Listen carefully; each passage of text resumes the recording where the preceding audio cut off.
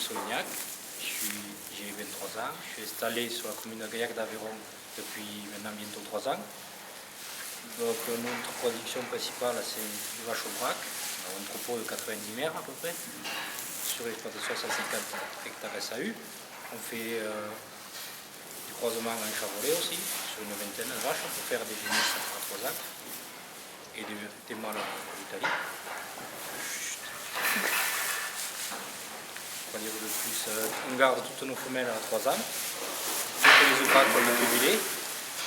Après on en prend un couple pour la reproduction, ou alors on les engraisse en bœuf fermier au braque, label rouge. Toutes les réformes de moins de 10 ans passent aussi à label rouge, bœuf fermier au braque. Et on fait aussi une paire de bœufs par an, de mâles castrés, pour emboucher à sécurité.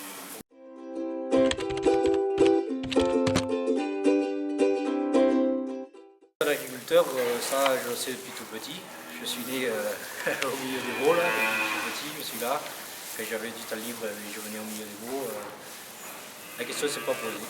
J'ai fait des études de suite à l'école. Je voulais faire un BEP direct pour m'installer, mais bon, c'est les profs qui n'ont pas trop voulu. Parce que j'étais un peu trop bon, il fallait que je passe au bac S. Bon, finalement, j'ai fait STAV et un BTS Axe.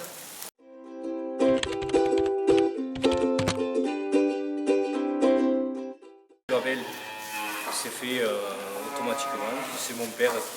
Ici on a toujours engraissé des vaches et on s'est inscrit au label dès sa création, vu qu'on est des passionnés de braque et en étant passionné de la race au braque, on est obligé d'adhérer à une démarche qualité comme celle-là, c'est automatique.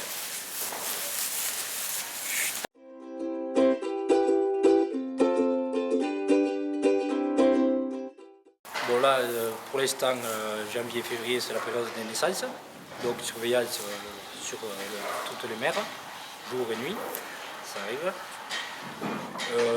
Le matin, disons matin et soir, c'est la même astreinte. On nourrit les bêtes, on les nettoie.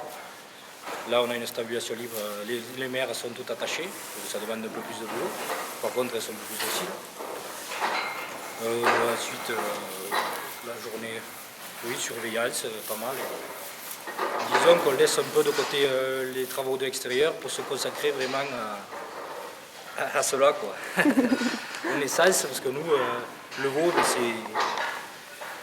J'aime pas dire ce mot, c'est notre revenu, mais j'aime pas dire ce mot. Nous, c'est notre fierté. C'est pour ça qu'on travaille, disons. D'accord.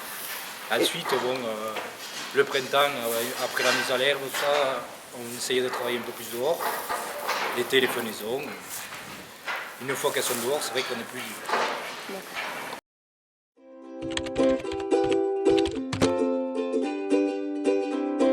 Ben, je crois que ça se voit, c'est ça, hein, c'est le contact avec les animaux, vraiment les voir dehors, courir quand tout va bien. Puis faire naître un veau, tout ça, tout me plaît.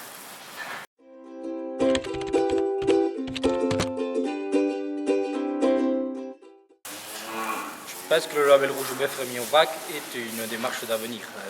Elle répond à la demande des consommateurs qui recherchent toujours la qualité. Et bon, c'est pas contre eux, ils ont bien évidemment raison à toutes les crises alimentaires et les abus qu'il y a eu. Ils se retournent vers des démarches de qualité, ils préfèrent payer un peu plus, mais à savoir ce qu'ils ont dans l'assiette. Et le label rouge, il répond totalement.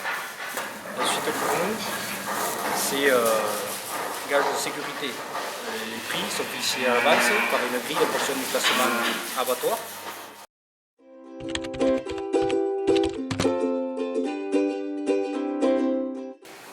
J'aimerais leur dire que malgré tout ce qu'on dit, toutes ces normes, toutes les lois qui nous pondent là, tous les mois, il faut quand même garder espoir.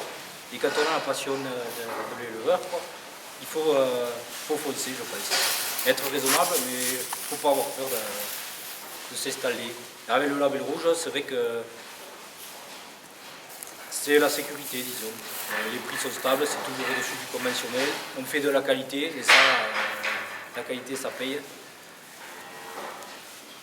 Il faut s'appuyer, oui, sur les signes officiels de qualité et il ne faut pas avoir peur. Quand on aime, il faut y aller.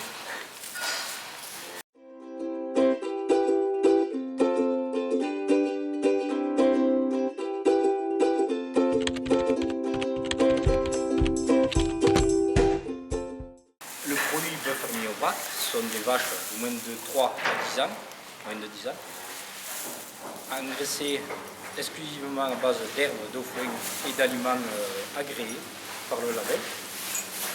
Il y a interdit d'ensilage ni de maïs.